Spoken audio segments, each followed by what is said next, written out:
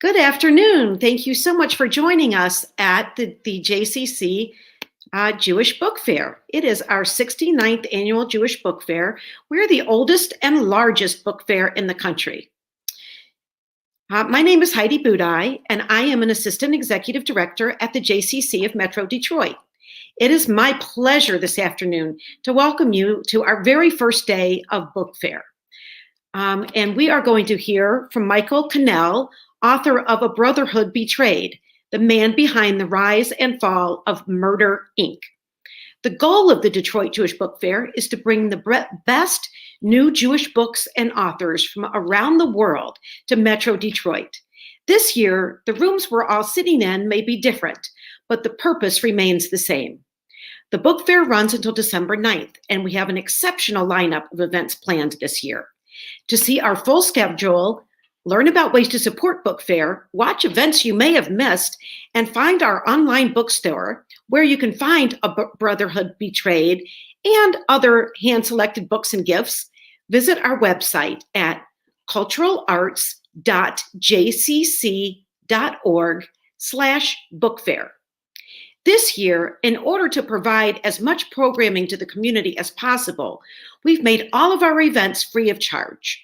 So if you enjoy this event and other book fair events, please consider becoming a patron or donating to Book Fair. You can do either or both at our website, culturalarts.jccdet.org/bookfair. We rely on community support to make this annual event possible. So thank you in advance for becoming part of the family. The Book Fair team would like to thank Ort America, Michigan Region, for being a co-sponsor of this event. We really have a special program planned for you today, and we want you to be a part of it. You can ask questions and offer comments in the YouTube comment section below or by texting the number in the corner of your screen. Our speakers have a great discussion prepared, and they will take as many of your questions as they can. While you're here at our YouTube channel, don't forget to like this video, subscribe to the channel, and click the reminder bell.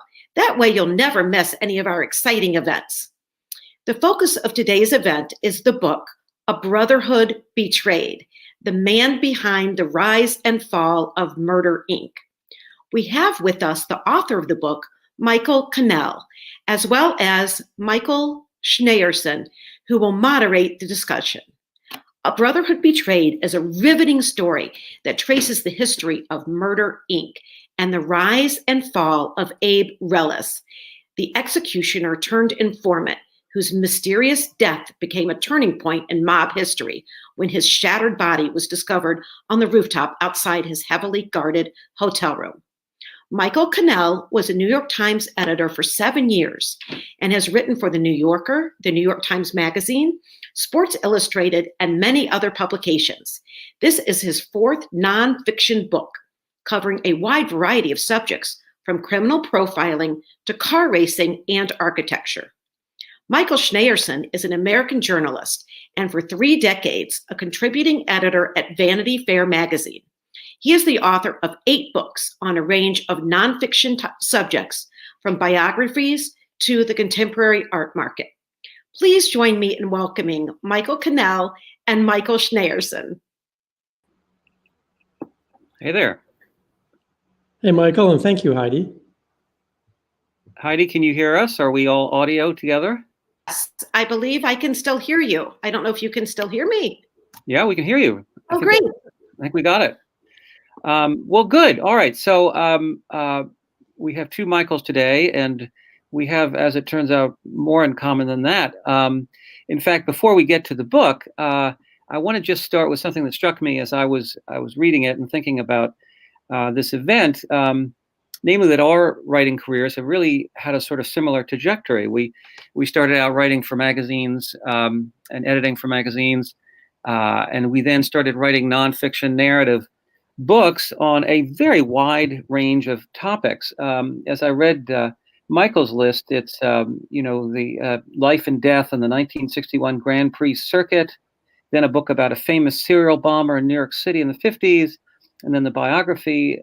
He also did the biography of I.M. Pei, the architect. And I related that completely to that because my books are just as eclectic. And my question for you is, are you happy with that, or do you sort of secretly regret that you went the eclectic route? That's a really good question, and I'm sure, Michael, that you and I have both.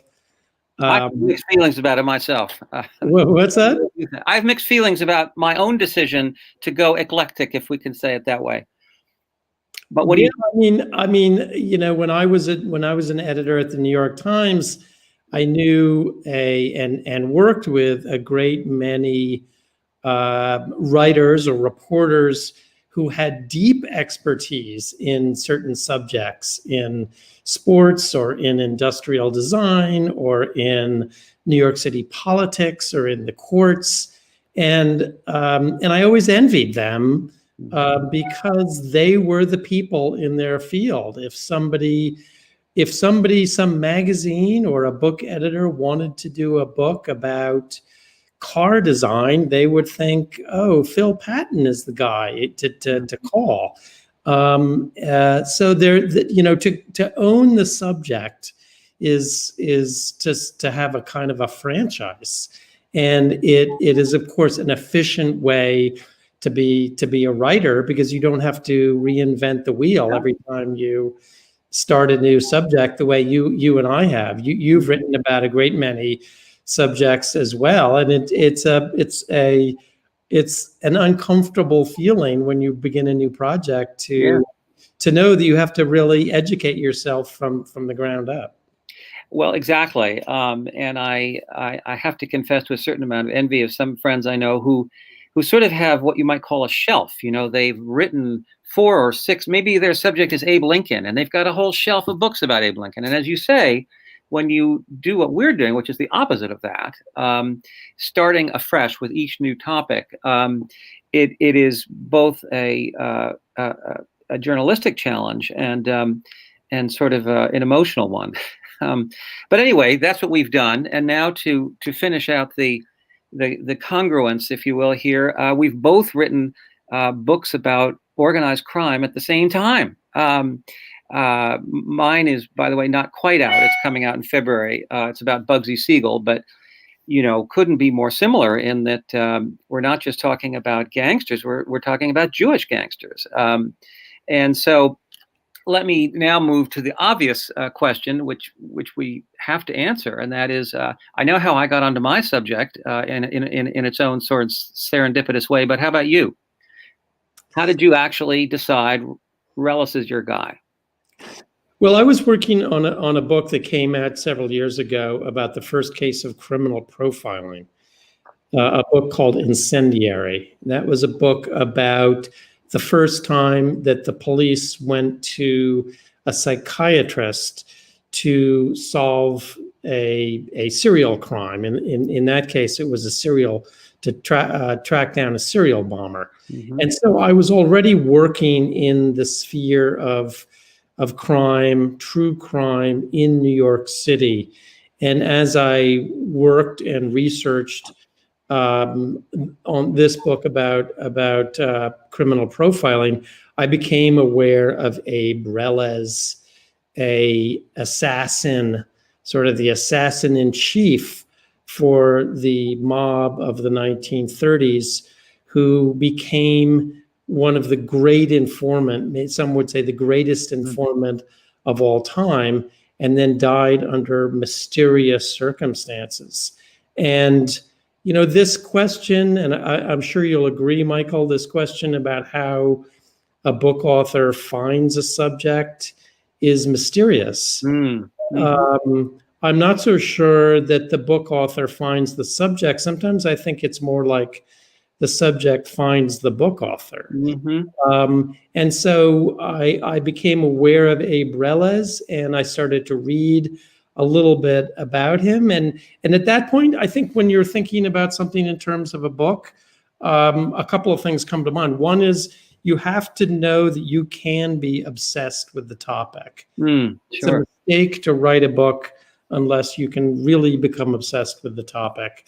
And, number two is, does it have the architecture of a book? Right. Does it it's not enough for it just simply to be sort of vaguely interesting. It has to really have, it has to have the structure of a book. And in the case of Abe Relez, it just jumped out at me like a movie trailer. It just jumped out at me like a Netflix series. And immediately my motors were running, and I knew it could be a book. Whether it's a good book or not, I'll leave up to you all. But no, you've written a very good book, and I've read it thoroughly. One of the first things that struck me as I was reading the book was the sort of very vivid portrait you paint of him in Williamsburg, going to this bakery where the guy who's behind the counter is actually in the mob and gives young Abe things to do, errands that involve hurting people and that sort of thing. But it also made me wonder, who is this guy? Like, why is he the one at 10 years old, let's say, who's doing errands for Luke Pone, the bakery store owner, and who gets drawn into organized crime? Why is he the violent kid on the block or in the neighborhood? What do we know about his character that shaped him? Yeah, I mean, it's an excellent question, and I mean, I could easily be asking you the same thing about Bugsy Siegel. I guess for me, the two things come to mind. One is it's a mystery. It's a mystery of the soul. Why was Abe Relez one of the psychopathically violent people in our past, whereas his family, his siblings, his parents were upstanding citizens, people of modest temperament? I don't have an answer for that. I think it's just one of those mysteries. The other part of the answer is that for a Jewish kid growing up in Brownsville, Brooklyn, a really violent and tough neighborhood, some would say one of the most violent and tough neighborhoods of all time. For a kid growing up there in the 1920s and 30s, the son of immigrants, what did success look like? I mean, it was a tough road for a kid like that to get educated, go into business. There were a lot of roadblocks in his path. But the way to follow to pursue the American dream that must have come to his mind was to be a gangster. The gangsters were, at the time that he was growing up during Prohibition, they were these flamboyant, celebrated, wealthy characters. So why wouldn't a Jewish kid growing up in Brownsville, why wouldn't he follow this path? Yeah, well, that's well put. I mean, it is true that 9 out of 10 kids didn't go that way. So it still leaves you sort of wondering, what was it about him in particular? I mean, was there violence in the home? I guess we don't know that. We do know this, that the Jewishness was a very key factor in this, both for the good kids and the bad kids. But when you look sort of over the 20s and 30s and 40s, and Bugsy is killed in 1947, so that's sort of where my story ends. It's a generation that didn't replicate itself as Italian mafia do and have done proudly for hundreds of years. Jewish gangsters took a certain pride in doing what they did very well, killing, maiming people, getting rich. But from the beginning, they wanted to get out of it.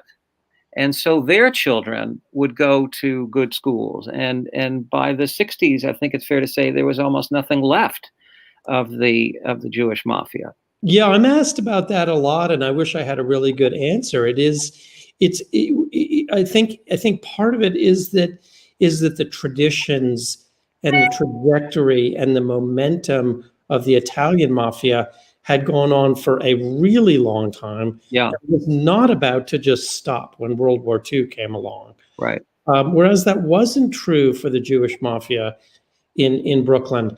World War II put everything on hiatus, and the Jewish mafia, by and large, really did not resume after World War II, although you're really in a better position to speak to that than I am, because Bugsy Siegel lived until, what year did you say, 1947? 1947, and of course he started the Flamingo Casino Hotel, which sort of put the Jewish mafia into a whole new enterprise. And many did rather better than Bugsy and managed to survive and make a lot of money. So that's true. I mean, Jewish gangsters remained ambitious, but just hoping to do that, whatever they did, in a legal way. Always the hope to go straight. But let me take you back to a young Abe here, because I wondered to what extent his rise was due to prohibition.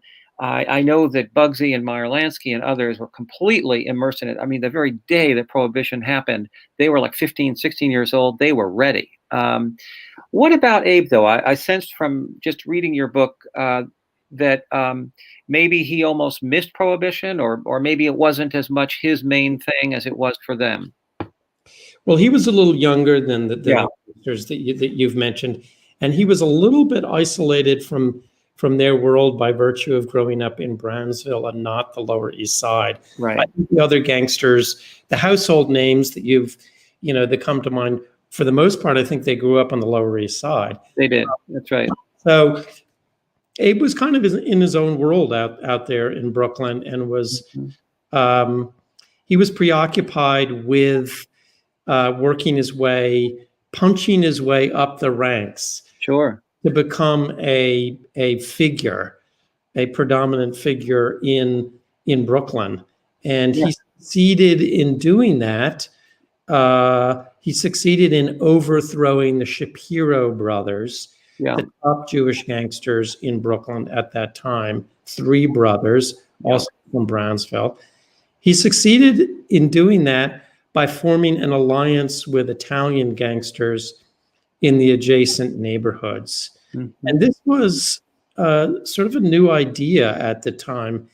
That first generation of Italian gangsters who had come from Sicily, Naples, they only came to America because they were fleeing prosecution in Italy. They weren't particularly interested in becoming America. And so they planted themselves in Lower Manhattan and carried on their Sicilian or Neapolitan way of life as best they could.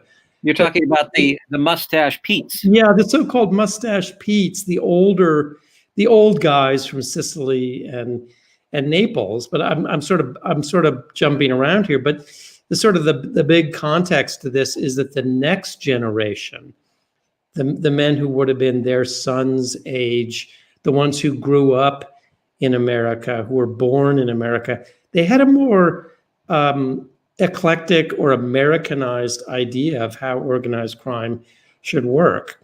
Mm-hmm. They were much more willing to cross ethnic boundaries and to form alliances with other ethnic groups. And so that's, I think, an important part of the story is that for Bugsy Siegel or for Abe Reles, for that generation, they're working hand in hand, Italians and Jews, and their objective is simply to make money. Exactly, and that brings up, of course, that famous conference in Atlantic City. Was it 1930 or something? Anyway, Lucky Luciano, I think, was in charge of it, but they were all there, including Capone, and the fact that Reles was invited to this conference was a big deal, as you say in your book. I mean, it sort of put him from the minor leagues, as you say, to the major leagues. So we know that he was always violent. We knew, so you can say that certainly to some extent what he was doing as a now major league gangster was violence. But was he also Was he also doing anything in the way of bootlegging? Was he starting restaurants and clubs as Prohibition came to an end? Or do we really just think of him as a schlammer, I guess is the word? Schlammer was the word that they used, right? That was the Yiddish word for being an enforcer. Yeah. He was in his heart of hearts, he was a schlammer. And all of these figures growing up, whether it was the Lower East Side or Brownsville, they all dabbled in racketeering and loan sharking. They all had craps games and card games that they controlled. Mm-hmm. They were all involved in stealing cars and selling cars. They were, I think they were involved in all of these things. Mm-hmm. What Abe Relez was really known for was for being a schlammer and for eventually graduating into a more grandiose role of running Murder Incorporated, Right. the assassination squad that was responsible for murdering informants or potential informants, not just in Brooklyn, not just in New York, but all over the country, in Miami, Chicago, Los Angeles. Mm-hmm. This was a very organized operation, and their mission was to make sure that nobody was prosecuted. If there were no informants, there couldn't be any prosecution. And that was, of course, the Lepke Buckholder theory of business. Tell me, though, when Murder Inc. actually started. I asked this because, the whole chapter of eliminating everyone who could threaten Lepke came a little later, right? It was sort of the mid-30s. And yet you would hear, in various books, you hear talk of Murder Inc. as being Bugsy and Meyer Lansky and maybe some others being the enforcers on bootlegging runs, being involved in something called Murder Inc. by the mid-20s. Is that just a sort of confusion of the legend and lore, or what? I think it might be, because really Murder Inc., in my understanding, did not exist formally until 1933. Okay. In fact, Abe Relez initially called it the Combination. Why the Combination? Again, because it was Italian and Jewish gangsters working together, but it was a newspaper reporter who called them Murder Inc., and that was the name that stuck. Mm-hmm. It's amazing how those newspaper names stuck. You spend a lot of fun paragraphs here recounting the Dutch Schultz murder. And, when you start to read about Dutch Schultz, one of the first things you learn is that he was not Dutch. He just had a kind of Dutch look, and his fellow gangsters thought maybe he could be Dutch. And of course, he himself rather liked the name. As he said in one book I read, he said, well, I'm glad it wasn't Flegenschmenger or whatever his real name was, because the newspaper guys would never have gotten the name right. I would never have been famous. He actually said that shortly before being shot. But anyway, yes, these names, these monikers. I mean, of course, Bugsy Siegel hated being called Bugsy. And the name seems to have come to him in his early 20s. He was even then violent to a degree that Relez was. I mean, I think it would have been hard to distinguish the one from the other in terms of their degree of violence and the terror that they instilled in people. Well, and sort of, but I think an interesting part of this story is just, I'm jumping. Sure. I hope I'm not sabotaging sort of our conversation here, but if we jump ahead. Yeah. At the end of his life, Abe Relez has become an informant. Yes. And he is being held under layers of police protection in a hotel in Coney Island, the Half Moon Hotel. Yeah. In Coney, on the boardwalk in Coney Island. Yeah. And who does the mob bring in to kill Abe Relez before he can testify against Lepke Buckholder and the other big bosses? They bring in Bugsy Siegel, right? Well, maybe. We don't know for sure. Probably. I mean, I don't think.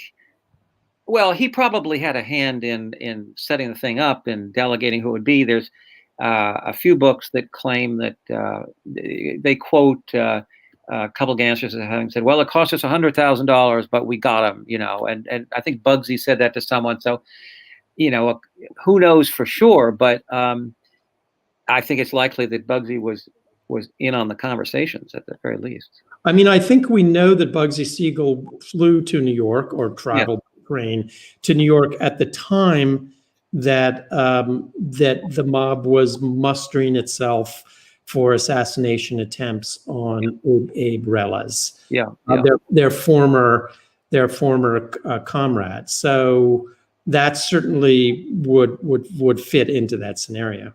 Let me go back a little bit, and we are jumping around, but that's fine. Because I don't want to lose sight of some of these earlier fun chapters. I think we can't fail to mention LaGuardia and Dewey. And my question to you is, in a way, was it more challenging to write about the good guys? The gangsters are always colorful. There's always going to be an ice pick in their hands, or a meat cleaver or something, and they're going to be strangulating their victims. LaGuardia is a colorful guy. Dewey ramrod straight. I mean, just as a writer putting this together, was it fun to write about the good guys, or was it more of a challenge? What a great question. I'm really glad you asked that. I would say it was fun. It was, because these were not bland figures. Yeah. Thomas Dewey was assigned the job of busting the mob, but I think he was 35 years old. He was just 10 years out of law school.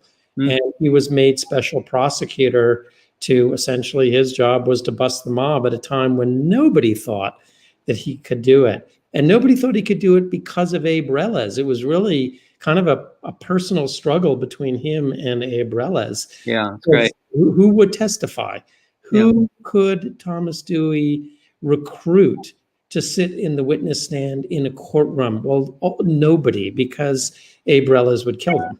And let's not forget, too, that, I mean, Dewey nearly was killed. The decision, was being seriously considered among the gangsters as to whether he should be killed before he could before he could again indict Dutch Schultz, and so it's what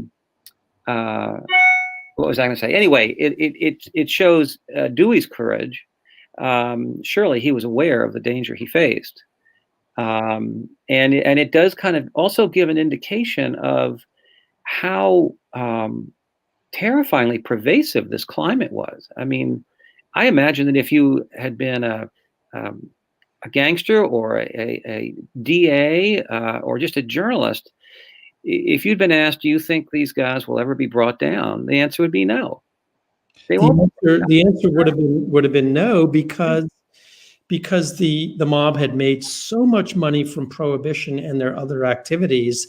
Yeah. They had inoculated themselves against prosecution, number one, with Murder, Inc., and number two, by paying off practically everybody.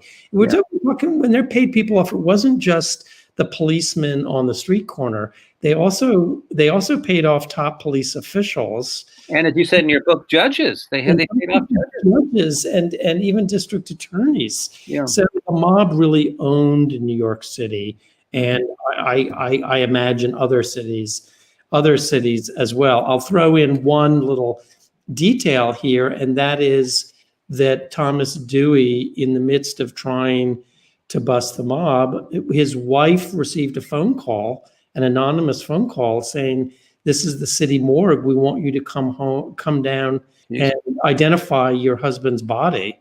Well, of course, Thomas Dewey was not killed, but that was the kind of terror that they were all engaged in. Yeah. So the story takes a turn, a dramatic turn, with Dewey's success in indicting Lutke Buckholder and his racketeering pal Jacob Gura Shapiro. And so the two bad guys are in jail until they decide to go on the lam. Shapiro eventually returns depressed and spends the rest of his life in jail. But of course, Buckholder is on the lam for quite a while, and his number one guardian is Abe Reles, who literally guards him in his various Brooklyn hideaways for months and months. In fact, I was thinking as I read that, maybe there is something good to be said about Reles, and that is that he was loyal. I mean, even to a greater degree than anyone in his gangs.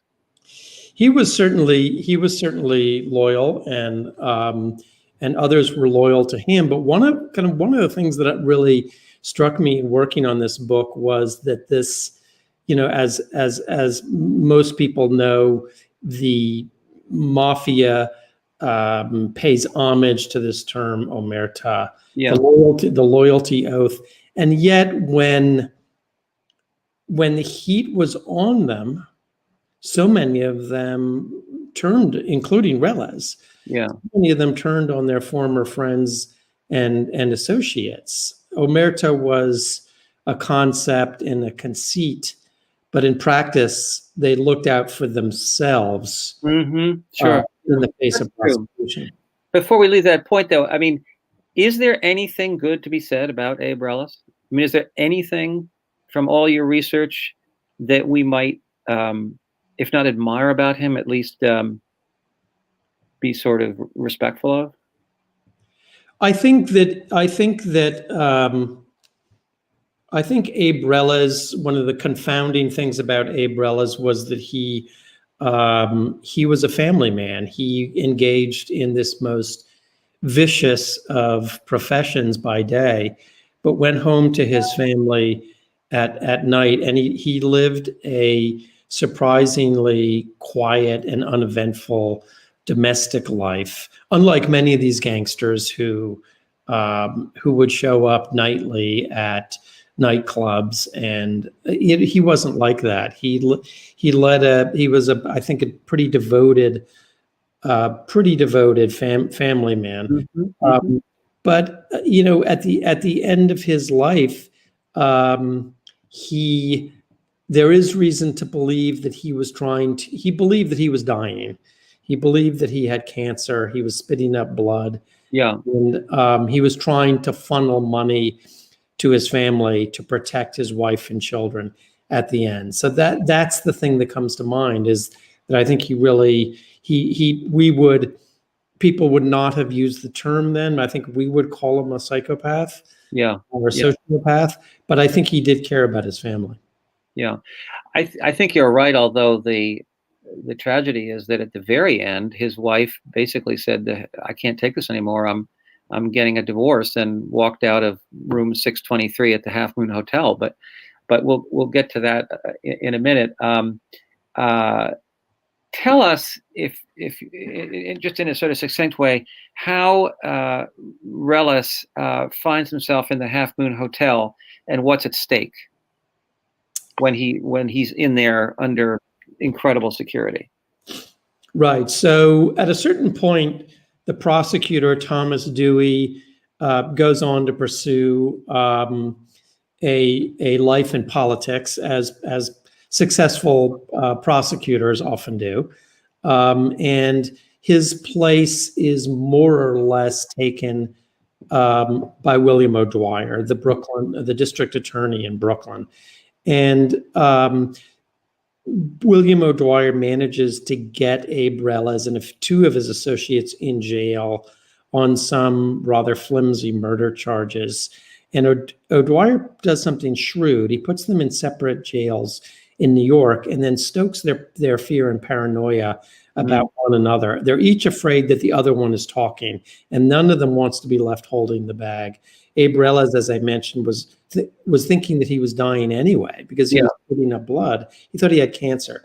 So he decided, after careful calculation, to make a deal with William O'Dwyer. And he the witness protection program didn't exist then, but he essentially brokered a deal for something like the witness protection program. And he agreed to tell prosecutors everything. Now, this is a man who knew about hundreds of murders. Amazing. And he happened to have an encyclopedic memory for the details of these murders. And he shared those details with prosecutors exhaustively. And at that point, actually, really was enjoying himself. You could tell from the excerpts of it. He once he had decided to do this, he was quite the Hamish, storyteller. In fact, he told these stories with great gusto. And every one of those stories had an ice pick in it. Yeah, exactly. Anyway, you mentioned, I think, in passing that the various police secretaries were sitting around him taking notes, and that they had something like 25 notebooks. I would have thought they had 250 notebooks. But my question is, do we know what happened to those notebooks? I don't know what happened to them. I tried to find them. Did you? Of course. Yeah. I mean, the Municipal Archive in New York has a lot of this information. They do not have the transcriptions of those notebooks. So in this this field that you and I work in, where we're trying to dig up this information, so much information is available online now. A lot of it is digitized. Yeah. Something like that. If it's, I don't know where it is. I would, yeah. Of course, I would love to have seen it. Well, that would inspire the next book. Anyway, it's a fascinating scenario. I mean, it's a great, movie in itself. How your book opens with the scene of Veras in the Half Moon Hotel at night, Coney Island, and somehow in the morning he's lying out flat eagle, spread eagle, and dead, very dead, outside his hotel window. And of course, the question is, who did it? And there's a sense that you impart when we get back to that. After all, first we have the opening scene, and then we come back to it toward the end of the book. That maybe it was somehow orchestrated by O'Dwyer, or at least that he was this Brooklyn district attorney, endearing as he was in many ways. He was also very close to the mob, and so maybe he did it. Maybe this policeman named Frank Balls did it. I don't know. Did you have your own sort of private theory of how Relis did go out that window?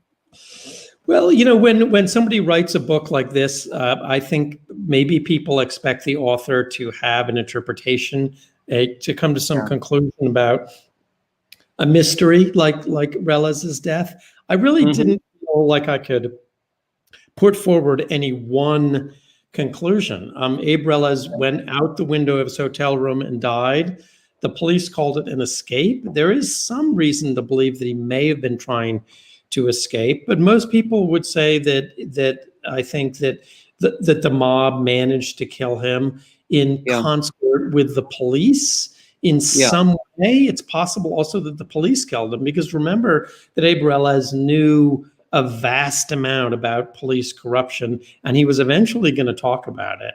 And secondarily, I do think that there is some reason to believe that William O'Dwyer, the prosecutor who was working with Relis, in fact, if not involved in his murder, may at least have tacitly been aware of or approved of his murder. It's worth noting that when years later, when these questions started to come up again, William O'Dwyer by then was mayor of New York, and he resigned rather abruptly and became ambassador to Mexico.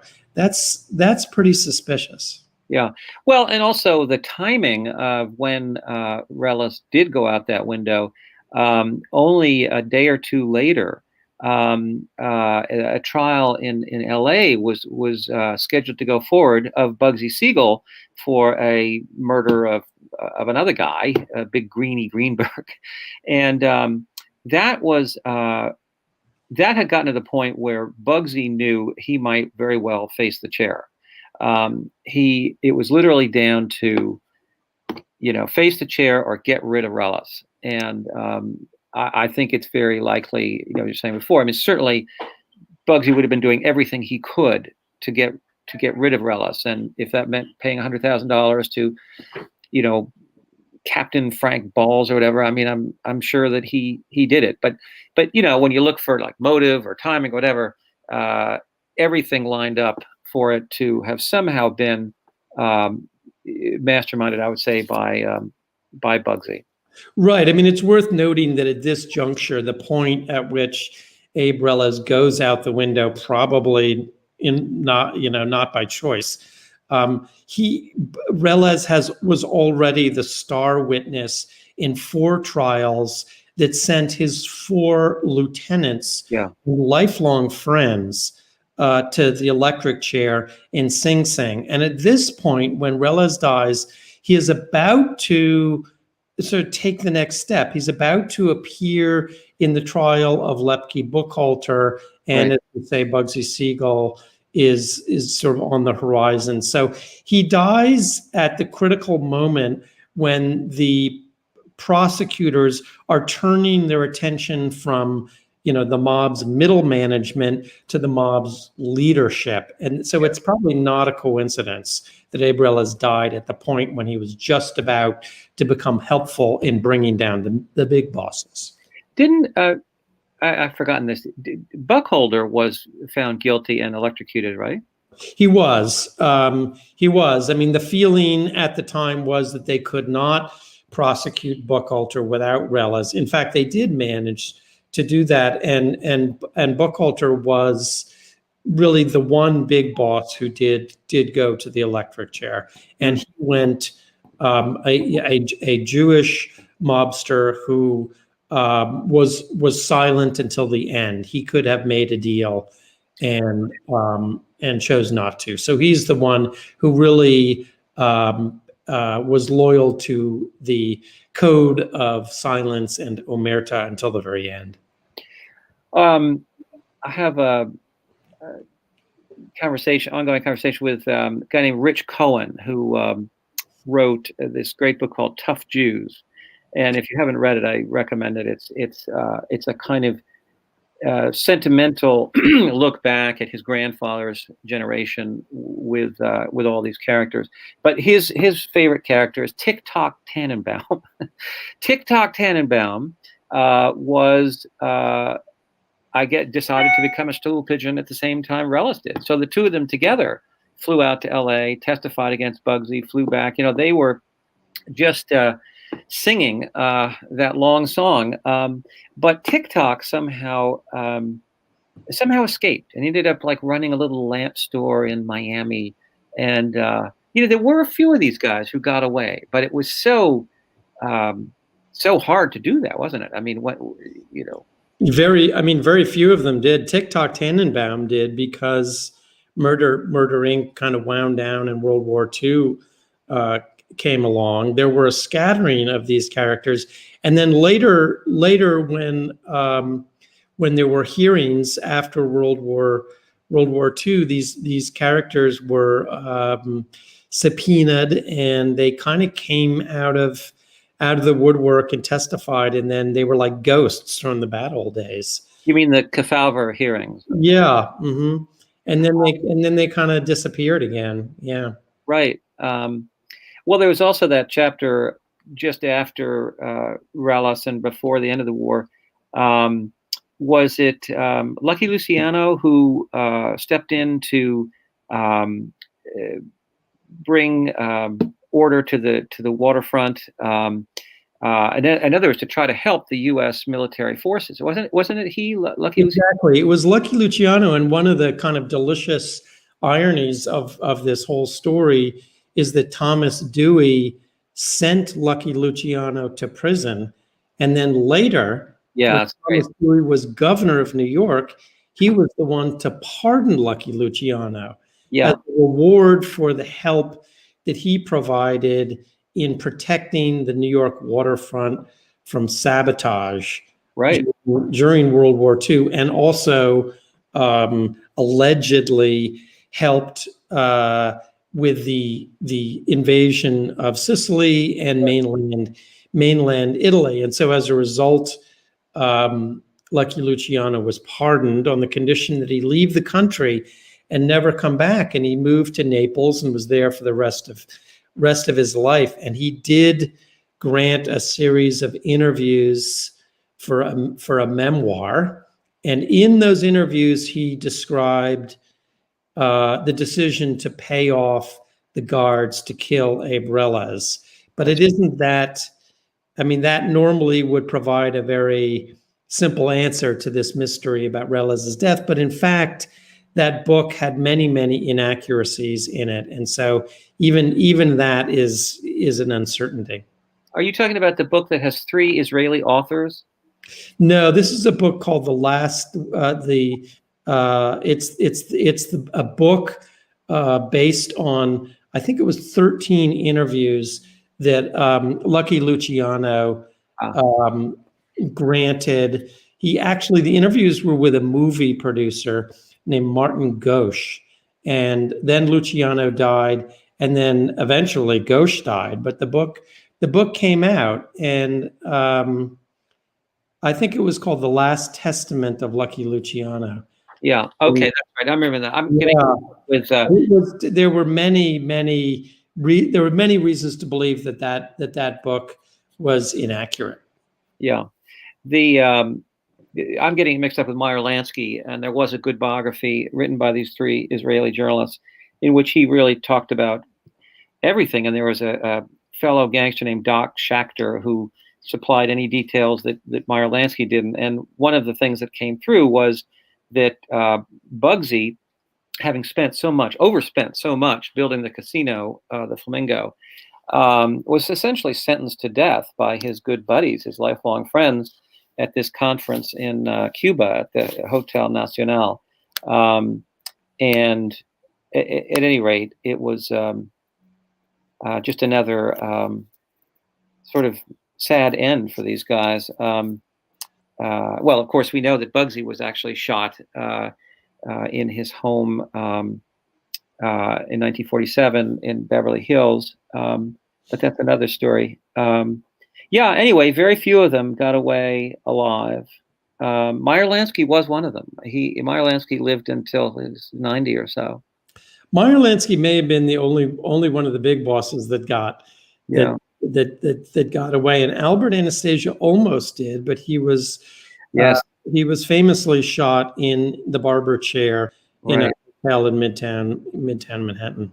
Yeah, and that kind of brings it all back because it was Anastasia who made a deal with Reles early on that if Reles could get rid of the Shapiro brothers, he would Anastasia would throw his weight in with Reles, and that's what made Reles the sort of middle class gangster. Exactly right. Reles wanted to overthrow the Shapiro brothers, but he couldn't do it without the blessing of Albert Anastasia, who was really the top figure in Brooklyn at that time. He needed permission to do it. And Anastasia said, yes, you can do it, but I expect a percentage of all the profits that you make as a result. Right. Well, classic American business. Standard operating procedure. Yeah. Well, listen, let me see if anyone would like to ask us a question or two. There is one up here, so I'll start with that. Do you think the younger generation today still has a fascination with gangsters? What do you think of the new examples of the genre, like Uncut Gems? I mean, the movie about, I guess, organized crime and gems. I don't know.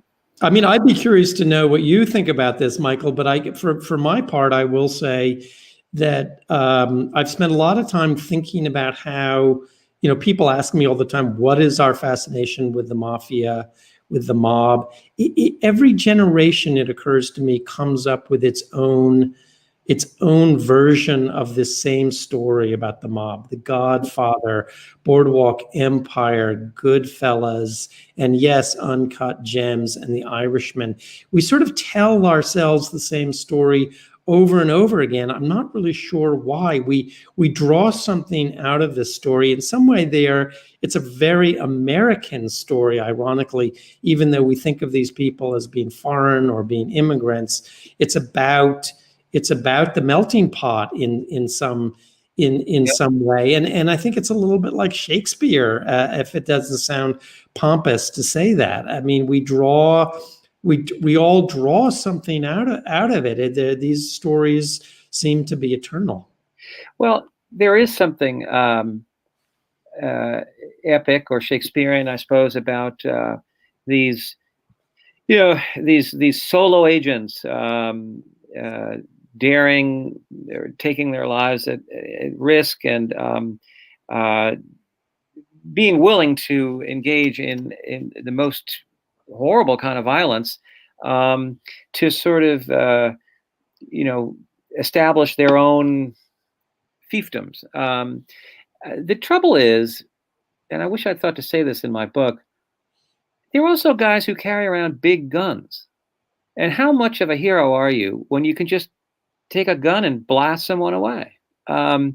These guys struck fear into the hearts of their victims, quite rightly, because the victims knew they had no chance. They were in the back of the car with someone on either side of them, and then strangling them or kicking them out the car. This was not heroic behavior. There's nothing admirable about it at all. So I think it's sort of interesting and odd that we do still lionize them somehow, and I don't quite know myself. They're I guess they're what you would call anti-heroes, right? There is a Bonnie and Clyde aspect to them, or right. Butch Cassidy and Sundance Kid aspect to them, particularly in the 30s when they drove long hooded cars and they dressed in in zoot suits, and they were. Well, I think that, there is this. Maybe this comes out more in the Bugsy book, because there's more talk there about the neighborhoods, the different turfs that these different groups inhabited. But in fact, it was very much a matter of protecting for the Mafia, whether Jewish or Irish or Italian, protecting their people.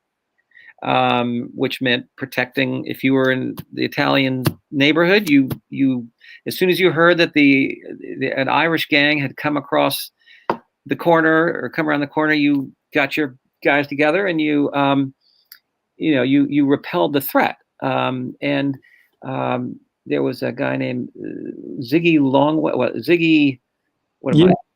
Anyway, he was admired. Yes, Ziggy Longwell, I think it was. Because his gang would respond the fastest to these threats, and people were grateful. The gangsters were protecting them as far as it went. But it was sort of double-sided, wasn't it? Because at the same time, they were preying upon their own people. Yeah, Relez, a Jewish gangster, was patrolling the Jewish merchants, the peddlers, the butchers, and he was demanding tribute from them. Yeah. So he was cannibalizing his own community. Yeah, that's true. He was, and it was commonly done. In fact, it's often pointed out that poisoning horses and torching peddlers' carts were sort of the Jewish crimes, because for the kids who enacted them, they didn't need guns. They just need to, poison a horse or torch a cart, and they would be engaging in basic racketeering that would probably persuade the peddler and the horse guy to pay them off every week. Right. The Schlammers were low tech. Yeah. Now we have a few questions popping up here. So one is, who do you see as today's gangsters? Well, I could say the Trump administration, but maybe that's churlish. What do you think? Well, I don't know an awful lot about organized crime today, but I will say that if you were looking for organized crime, I think you would probably find it in those communities that, like the Jews and the Italians of Prohibition, those communities today that are looking for a foothold and looking for where people are looking for a shortcut to wealth in America. Maybe you would look for it in the Russian community in That's very good, very smart, yeah. and possibly also in. I mean, I kind of feel a little squeamish saying these things, but maybe also in Flushing, Queens, where the Asian communities are trying to establish themselves in America. I think anywhere where people are poised between their old world and their new world is probably fertile ground for organized crime. I think that's very, very well put. That's what it was all about from then and now. Okay. Was Relis's family aware of the extent of his crimes? Well, again, I'd be very curious to know what you think, Michael, but my sense is that, and I'm thinking in particular about the wives of the mobsters, they entered into a kind of Faustian bargain.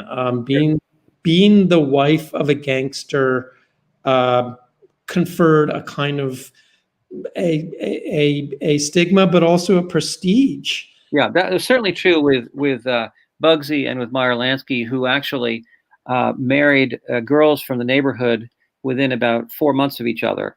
And, the four would go swanning out to nightclubs, and everybody sort of knew what was going on, including their fiancés. But there was a drama to that. There was also a Faustian pact with the family, with the parents. I did talk to Bugsy's granddaughter, and she told me about how, whenever his name came up in the house as she was growing up, by then he was long dead. The aunt would tense and say, "Oh no, we don't talk about that." Yet the fact is that Bugsy had paid for his brother to go to medical school and become a doctor in Beverly Hills, and had supported the rest of the family as well. So, both sides had the pact. I mean, both sides had to be. I think having a gangster in the family provided all sorts of conveniences. Yeah. Not just wealth, but also it conferred a kind of prestige and even small scale convenience when they went out to eat, or if they went into a store, they would be treated with respect. My sense is that the wives, for the most part, had a general sense that this stuff was going on, but didn't discuss it with their husbands. It was all kind of left unsaid. There's that wonderful scene in The Irishman. Did you happen to see that movie? Yeah. Anyway, where the wives are all hanging out by the pool, and they're all in this kind of 1950s tight patterns pants and bouffant hairdos, and you feel sure that they know exactly what their role is. Anyway, one more. Let's see. This is not for me, says Rollerblade Lady, but I think the little guy sees a fellow little guy having power that elevates him. A Walter Mitty fantasy. Okay, well, fair enough. As good a motivation as anything I've heard to get someone on the what they call the crooked ladder up to success, and certainly envy of established gangsters must have motivated the next generation. Sure. I mean, a lot of these were not young men who were going to get scholarships to MIT. They were amazingly, a lot of them had dropped out of school in seventh or eighth grade. Some of them actually couldn't read or write. They were literally illiterate, and so they saw a way to get ahead in the world, and they took it. Mm-hmm. Yeah, exactly. I found or was able to get hold of a letter that Bugsy wrote to his soon-to-be ex-wife. They were getting separated, and it was sort of poignant. I mean, it was in pencil, and it was such a scrawl. It was so childish. Here's a guy who killed all these people, 20, 30 people, and yet it looked like a fourth grader's scroll. So, yeah. Anyway, well, there's one more here. Was there a real void that the protection rackets filled? Well, I mean, I don't, again, I don't know. I don't know about that. I know that there is a notion out there that the Mafia provided a kind of community service that the city did not. But I don't. I mean, in my work on this topic, I didn't see that. What I saw was that Abe Reles and the other Schlammers preyed upon their community. I didn't see any. I mean, yes, there are cases where people would come to them and say, oh, I have a problem. My kid is getting beaten up, by the teenagers, or there's another gang is threatening my store. There were favors traded, but sure. That the person who was providing the service, if Abe Reles provided a service, he didn't do it for free. I mean, he was going to get a payback at some point. Guys, we should probably wrap it up here. I want to just say again what I perhaps didn't say strongly enough at the beginning, which is that this is a really terrific book. I enjoyed it enormously. And Michael has done a beautiful job, not only in the reporting of it and the putting together of it, but the writing. It's lovely writing. So I really appreciate that, and I really look forward to your book. Good. Well, thank you. And as you can see, there's a way to buy it. So thank you all, and onward. Well, thank you, both Michaels, for being with us today and for such a fascinating discussion. Certainly a Tuesday afternoon. Most of us aren't hearing about guns, knives, and the mob. So thank you for that. And ice picks.